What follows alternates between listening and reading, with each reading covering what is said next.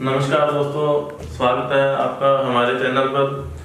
तो आज अपने स्टार्ट करने जा रहे हैं मैथमेटिक्स का जो टॉपिक है एवरेज। तो मैं बता दूं आपको कि आज के बाद आपको इस चैनल पर हर टॉपिक का वीडियो मिलेगा। जैसे अपने आज टॉपिक स्टार्ट कर रहे हैं एवरेज, तो आपको एवरेज का कंप्लीट मटेरियल मिलेगा अपने चैनल पर। और उसके बाद टॉपिक वाइज अपने पूरा जो कंपटीशन का मैथमेटिक्स है पूरा पढ़ेंगे।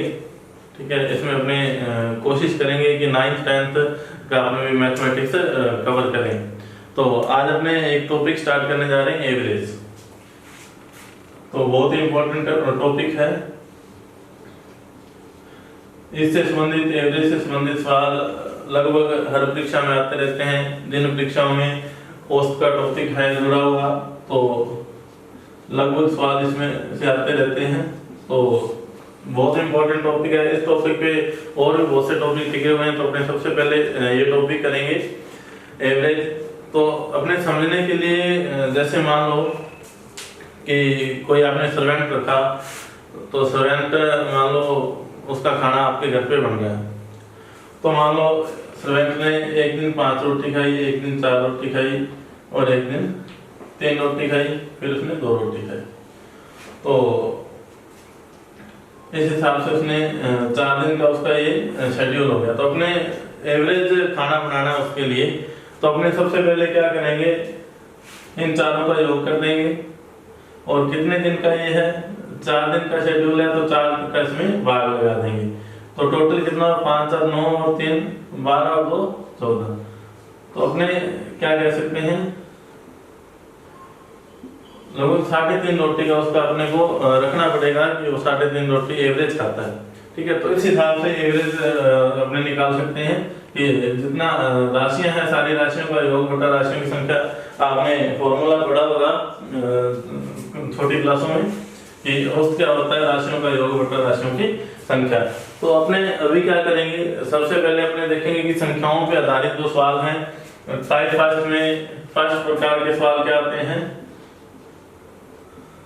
जो संख्याओं पे आधारित होते हैं, जैसे सम संख्याओं का औसत, विषम संख्याओं का औसत। तो अपने बेसिक लेवल से और हाई लेवल तक अपने जाएंगे। तो सबसे पहले आज आपको करवाने जा रहे हैं फर्स्ट टाइप में की संख्याएं कौन कौन सी होती है। आपने पढ़ा होगा कि सम संख्या कौन सी होती है, विषम संख्या कौन सी होती है, भाज्य कौन सी होती है और अभाज्य कौन सी होती है। तो सबसे पहले मैं यहाँ पे संख्याएं लिख दे रहा हूँ, क्योंकि जब तक आपको संख्याओं के बारे में नॉलेज नहीं होगा, तब तक आपका जो संख्याओं से संबंधित सवाल आएंगे वो आप नहीं कर पाओगे। तो अपने अभी संख्याएं बताते हैं कि संख्याएं कौन कौन सी होती है। तो देखिए, सम संख्याओं के बारे में आपने सुना होगा कि सम संख्याएं कौन सी होती है। सम संख्याएं ऐसी संख्याएं जिनमें 2 का पूरा पूरा भाग चला जाए, वो सम संख्याएं होती है। जैसे 2 4 6 8 10, इन सारी संख्याओं में 2 का पूरा पूरा भाग जाता है, यानी 2 से पूरी भाज्य है, तो इसे क्या बोलते हैं, सम संख्याएं। दूसरे नंबर पे अपने क्या देखेंगे, कौन सी संख्याएं, विषम संख्याएं। तो विषम संख्याएं इनकी उल्टी होती है, जैसे इनमें 2 का पूरा पूरा भाग जाता है और विषम संख्याओं में 2 का पूरा पूरा भाग नहीं जाता। जैसे 1 3 5 7 9, इस तरह से अनंत तक की क्या हो जाएंगी, अपनी विषम संख्या हो जाएंगी। उसके बाद अपने देखेंगे कि भाज्य संख्याएं कौन सी होती है। भाज्य संख्या कई बार अपने क्या करते हैं, सम और भाज्य इनमें कंफ्यूज हो जाते हैं। तो कंफ्यूज बिल्कुल नहीं होना है। सम का मतलब तो 2 से पूरी पूरी डिवाइड होनी चाहिए, और भाज्य संख्याओं का मतलब क्या होता है, ऐसी संख्याएं जिसके 2 से ज्यादा गुणनखंड हो सके, यानी कि जिसके टुकड़े किए जा सके। जैसे मान लो 1 है, 1 में केवल 1 का भाग जाता है और किसी संख्या का भाग नहीं जाता, और 2 में केवल 2 का भाग जाता है, किसी अदर संख्या का भाग नहीं जाता है। 3 में भी सिर्फ 3 का भाग जाता है। तो अपने भाज्य संख्या कहाँ से स्टार्ट होती है, 4 से। कई बार सवाल भी आ जाता है कि यहीं से सवाल उठा लेता हूं ऊपर से कि सबसे छोटी भाज्य संख्या कौन सी है, तो अपने कंफ्यूज रहते हैं 0 1 2 3 में। तो अपने क्या करना है, भाज्य संख्या देखनी है, भाज्य संख्या कहां से स्टार्ट होगी, 4 से। तो 4 है, उसके बाद 6, 7 अभाज्य है, 8 और 9 भी भाज्य है क्योंकि 9 में 3 का भाग जाता है। उसके बाद 10 है, 11 अभाज्य है, 11 में किसी और संख्या का भाग नहीं जाता, 12, 13 अभाज्य है। इस तरह से आगे संख्या ही चलती जाएंगी। मतलब जिसमें किसी अदर संख्या का भाग जाता हो, 2 से कोई रिलेशन नहीं है इसका भाज्य का, जिसमें खुद का भाग तो जाता ही है संख्या में, उसके अलावा किसी अदर संख्या का भाग जाता हो तो उसे अपने क्या कह सकते हैं, भाज्य संख्या कह सकते हैं। और 4 नंबर अपने क्या देखेंगे, अभाज्य संख्या। तो अभाज्य संख्या कौन सी होती है, ऐसी संख्या जिसमें केवल स्वयं का या एक का भाग जाता है, अदर किसी संख्या का भाग नहीं जाता। तो अपने क्या कह सकते हैं, 2 अभाज्य है, 3 अभाज्य है, 5 अभाज्य, जो इनके बीच की संख्याएं वो सारी अभाज्य है, 7 अभाज्य है, 11 अभाज्य है, 13 और 17, 19 ये सारी क्या है, अभाज्य संख्याएं हैं। उसके बाद अपने देखते हैं प्राकृत संख्या, क्योंकि संख्याओं से संबंधित सवाल बहुत आते हैं, इसलिए एक बार अपने संख्याओं के बारे में जान ले कि संख्याएं वास्तव में कौन कौन सी होती है, जिनसे रिलेटेड अपने एवरेज के सवाल बन सकते हैं। तो अपने इसलिए संख्याओं के बारे में पढ़ने हैं पहले, तो इनका नॉलेज होना बहुत जरूरी है। उसके बाद अपने चलते हैं प्राकृत संख्याओं पे। तो प्राकृत संख्याएं देखो कौन सी होती है, सारी संख्याएं मान लो 1 से आप स्टार्ट करो, 2, 3, 4 और अनंत तक चलते जाओ, सभी की संख्या क्या होती है, प्राकृत संख्याएं होती है। और 6 नंबर आपको मैं बता दूं पूर्ण संख्याएं। पूर्ण संख्याएं क्या होती है, यदि प्राकृत संख्याओं में 0 को और शामिल कर लिया जाए तो ये संख्याएं क्या बन जाएंगी, पूर्ण संख्याएं बन जाएंगी। और 7 नंबर एक चीज और नोट कर लो, पूर्णांक। पूर्णांक से संबंधित भी सवाल आ जाता है कई बार। तो पूर्णांक क्या होते हैं, देखो आपने सुना होगा कि प्रथम इतने धनात्मक पूर्णांक है या ऋणात्मक पूर्णांक है, तो ये माइनस अनंत से स्टार्ट होकर -1, 0, +1, 2, 3 और अनंत तक, मतलब जितनी भी संख्या होती है माइनस अनंत से और अनंत तक, ये सारी की सारी क्या होती है, पूर्णांक होती है। ऋणात्मक पूर्णांक -1 से स्टार्ट होता है और धनात्मक पूर्णांक +1 से स्टार्ट होता है। 0 न्यूट्रल है, 0 क्या है, न्यूट्रल होता है। तो धनात्मक पूर्णांक कहां से स्टार्ट होगा, 1 से स्टार्ट होगा। कई बार सवाल आ जाता है कि प्रथम 50 धनात्मक पूर्णांकों का औसत ज्ञात करो, तो अपने औसत ज्ञात कर सकते हैं। या कई बार क्या होता है कि औसत जो है, औसत को योगात्मक माध्य भी बोला जाता है। क्या बोला जाता है, योगात्मक माध्य। तो ये आ जाए कि प्रथम 50 पूर्ण संख्याओं का योगात्मक माध्य ज्ञात करो, तो उसका मतलब एवरेज ही पूछ रहा है, वो औसत ही पूछ रहा है, उसके अलावा कुछ नहीं है। योगात्मक माध्य और औसत एक ही चीज होती है, ठीक है। तो अब अपने देखेंगे कि इनसे संबंधित सवाल कैसे कैसे आते हैं।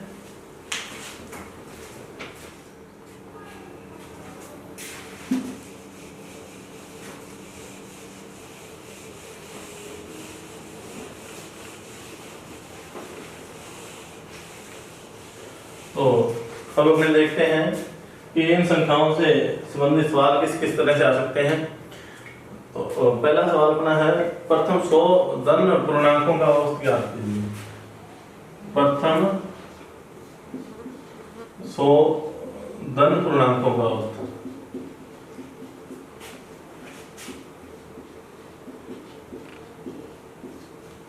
तो धन पूर्णांकों का औसत ज्ञात करने से पहले मैं आपको एक बात बता दे रहा हूं कि औसत अपने कैसे निकालेंगे। अब देखो धन पूर्णांक आपको पता है 1 से स्टार्ट होते हैं और 1, 2, 3 और ये क्या कह रहा है 100 तक। प्रथम 100 धन पूर्णांकों का औसत।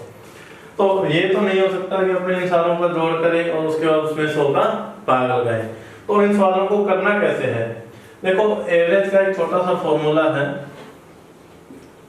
कि जब भी आपको एक समांतर श्रेणी दी हुई आ जाए, समांतर श्रेणी का मतलब जिसके दो पदों के बीच का अंतर हमेशा समान रहता है, उसका एवरेज अपने कैसे निकालना है। जैसे समांतर श्रेणी है 1, 2, 3 और कहां तक 100 तक। ये क्या है समांतर श्रेणी, क्योंकि अंतर 1 1 का है सालों में, सारे पदों में अंतर कितने का है एक एक का है, तो इसका मतलब ये क्या है, समांतर श्रेणी है। और समांतर श्रेणी से संबंधित अपने सवाल करने के लिए क्या करेंगे, सबसे पहले इसके अपने दो संख्याएं लेनी है, एक तो प्रथम संख्या और एक अंतिम संख्या। ये उन सभी सवालों में अपने यूज करना है जिन सवालों में जो श्रेणी है उसका अंतर क्या है, समान आ रहा है। तो उसमें अपने ये फॉर्मूला लगा सकते हैं कि प्रथम संख्या क्या करना है, प्रथम संख्या प्लस अंतिम संख्या बटा में 2, प्रथम संख्या प्लस अंतिम संख्या बटा में 2, ये एक ही फॉर्मूला याद रखना। वैसे तो देखो अपने ये भी होता है कि जो मध्य की संख्या है वो औसत है, वो कहाँ लगेगा वो भी मैं आपको बताऊंगा, लेकिन एक बार अपने क्या याद रखना, जो संख्याओं से संबंधित सवाल आएंगे उसमें किस में ये फॉर्मूला लगेगा और किस संख्याओं में ये फॉर्मूला नहीं लगेगा, उसके बारे में मैं बता रहा हूँ, ठीक है। तो प्रथम संख्या इसमें आपको पता है क्या होती है, 1 होती है, और अंतिम संख्या क्या होती है, 100 डिवाइड बाई 2, यानी कि 102 में 2 का भाग दिया तो कितना आ गया, 51 आएगा। तो इसका एवरेज कितना आ जाएगा, 51 आ जाएगा। तो इस तरह से अपने सवालों को हल करेंगे कि जब श्रेणी का सार्वंतर समान है तो अपने क्या फॉर्मूला लगाना है, प्रथम प्लस अंतिम बटा में 2। देखो फॉर्मूला अपने रखने को तो मैं आपको ये भी बता सकता हूँ कि प्रथम n धन पूर्णांकों का औसत। अब इसमें मैं फॉर्मूला कैसे बना सकता हूँ, देखो मैं ये लिख सकता हूँ कि प्रथम n धन पूर्णांकों का औसत, मैं ये लिखूं n प्लस 1/2 होता है।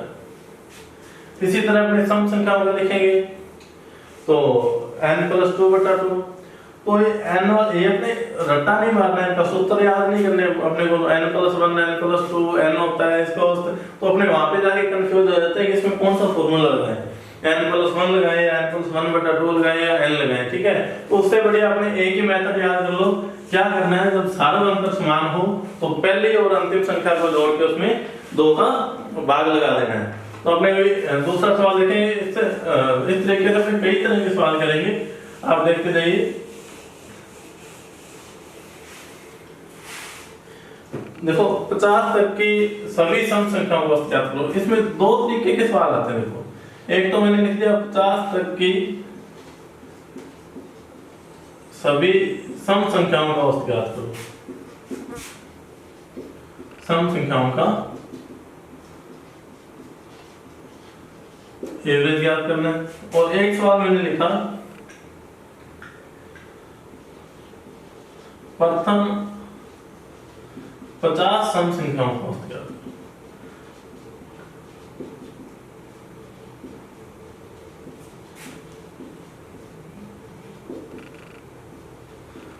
अब इसमें फॉर्मूला रटा वाले तो 50 तक की सम संख्याओं को देखो, मैंने आपको क्या बताया कि प्रथम प्लस अंतिम बटा 2, एक ही फॉर्मूला रखना है, कौन सा, प्रथम प्लस अंतिम बटा में 2। तो इसमें जैसे सम संख्या है तो प्रथम सम संख्या कौन सी होती है, 2, दूसरी 4, इस तरह से ये कह रहा है 50 तक, यानी कि अपने कहां तक जाना है, 50 तक की संख्या लेनी है।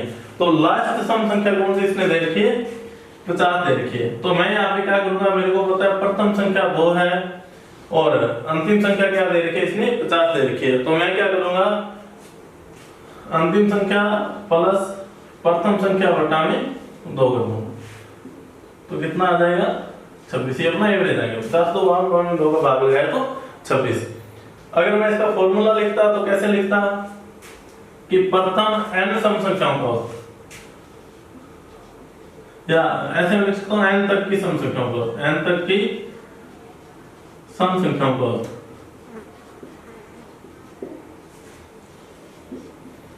तो n तक की सम संख्याओं का एवरेज क्या मैं लिख सकता हूं, इसको n क्या अपना 50 है तो n प्लस 2/2।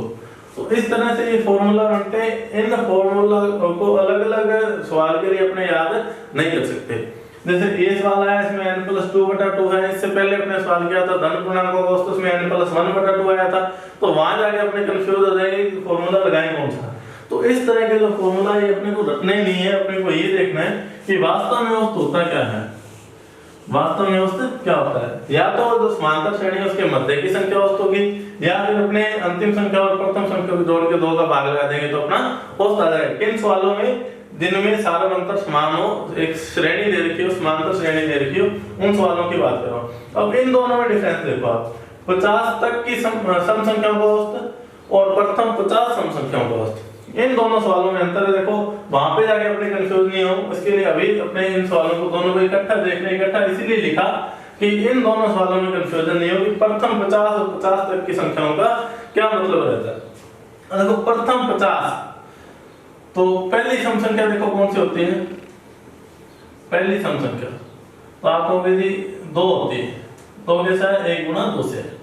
मैं ये कहूंगी दूसरी सम संख्या कौन सी होती है, दूसरी सम संख्या तो आप कहोगे 4 होती है, तो 4 कहां से है, 2 गुना 2, यानी कि जो nवीं सम संख्या आएगी, nवीं सम संख्या वो क्या आएगी, 2n आएगी। क्या आएगी, 2n आएगी। अब अपने कितनी सम संख्याएं हैं, प्रथम 50 सम संख्याएं हैं, तो पहली तो 2 होती है, और मैं ये कहूंगी 50वीं सम संख्या क्या होगी, 2 × 50 हो जाएगी, 100/2। इसका एवरेज कितना आएगा। अब देखो दोनों सवालों में कितना अंतर है कि 50 तक की सम संख्याएं और प्रथम 50 सम संख्याएं, तो इन दोनों में अंतर पता चला आपको।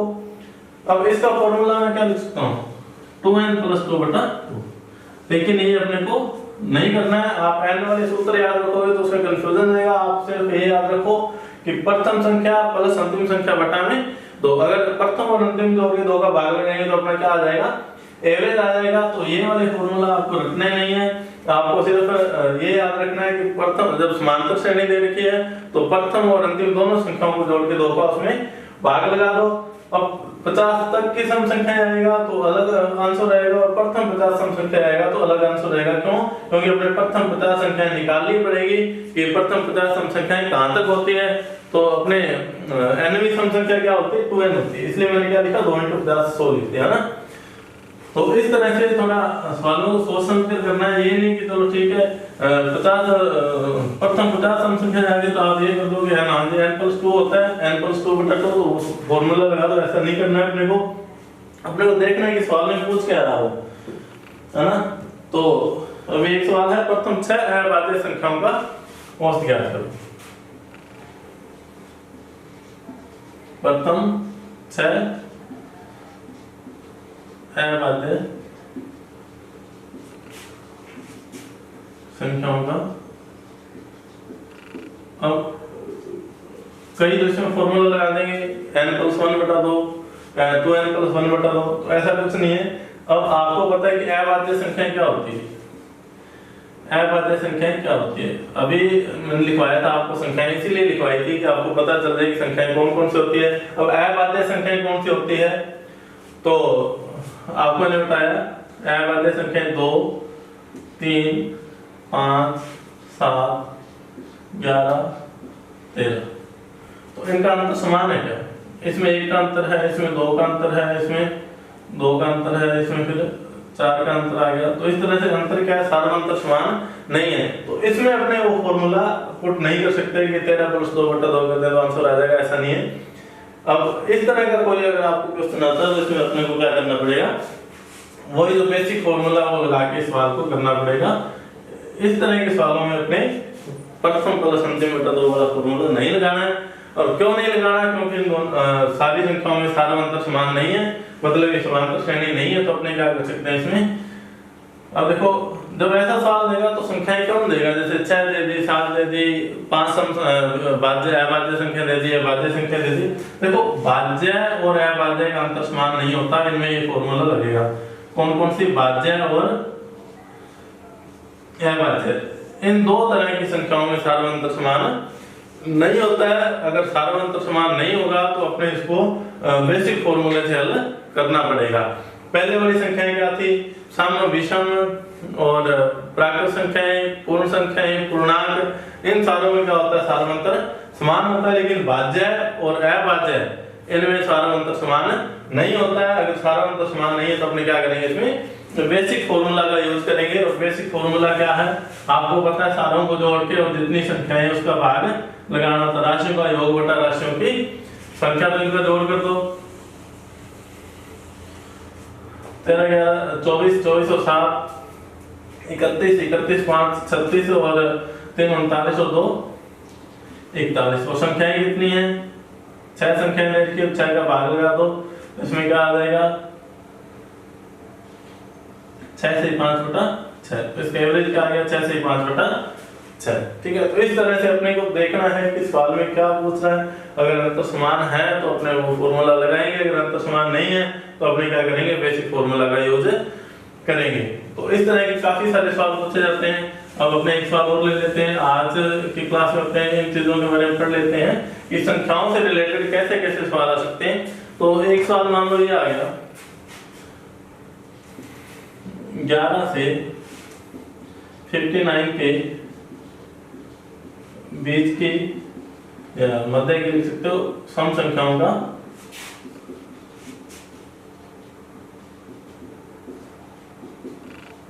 एवरेज क्या आएगा? 11 से 59 के बीच की सम संख्याओं का एवरेज क्या आएगा?